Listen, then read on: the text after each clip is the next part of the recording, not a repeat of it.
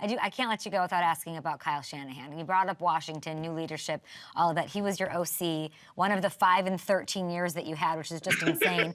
He's 2-2 in the NFC Championship. He's 0-4 in Super Bowls. You know, you and Andy Reid had a tough time breaking through in Philly. He figured it out in KC. What is what is sort of the hiccup that you see in Kyle that he needs to finally break through? Well, he's got to make the adjustment. He has to change. And one thing, talking to Andy and just we have that relationship where we just kind of bounce a lot of stuff off.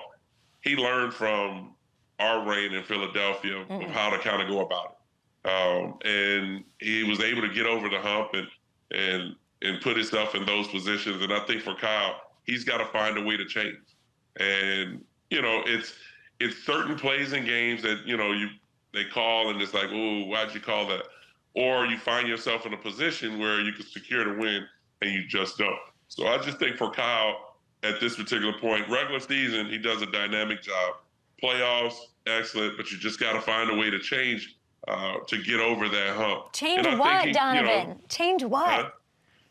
Well, I mean, there's something that's probably so minute that we probably don't focus in on. It could be calling a timeout in the right situation. It could be running the football. Well, remember when he was in Atlanta, it was run the football against New England and neutralize the clock and get the first downs and keep the chains moving. He decided to throw the ball, get sacked, fumble. Obviously goes the other way. Momentum shifts. When he, San Francisco winning, people blame Garoppolo and the post throw that he missed. But there were plays in that game where you were up by double digits and you just didn't secure the win. And the same goes for this particular game this year. You're up by double digits. You just don't secure the win. So if it's run the football, keep the ball on the ground, run a screen, keep the chains moving, keep the opposing offense off the field, then that's what you have to do. Is it, I don't want to put words, is it stubbornness, like unwillingness to adjust in the moment, game management? Is it nerves? Like, how would you sort of what adjective would you, use? Like, what is the... I would say more game management. Game management. I don't think that it's nerve. I don't think that it's horseshit.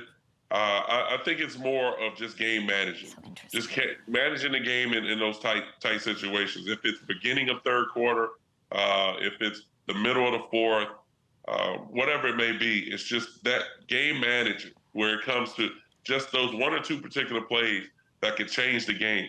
And you never know, it could create an explosive play down the road in that drive. You just never know. And it's just, that's when you see like the teams like New England and the success that they had with Tom, to San Francisco and their runs, Dallas in those runs, whatever it may be. It's just kind of changing something so small that can get you over the hump.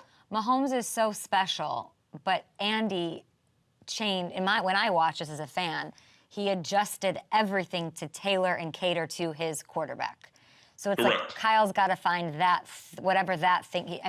It's hard because the quarterback's different, but there's something, that's at least what I see when I look at Andy. I can't figure out the Kyle thing. And then But think of this, you just brought up something that's really big that not a lot of people talk about. Now, when Andy drafted Patrick Mahomes, Patrick was more of a gunslinger, where it was like, I compared him to Brett, but he wants to compare him to me. I wasn't a gunslinger. And so what he did was he brought that down to the point where he trusted more of his checkdowns, and obviously he and Travis have a great chemistry. When you look at some of what Kyle Shanahan has been able to do in his offense, it's guys that he can coach and control. When you're a quarterback that kind of can get off schedule and create some plays and things of that nature, that's not something he's really known for.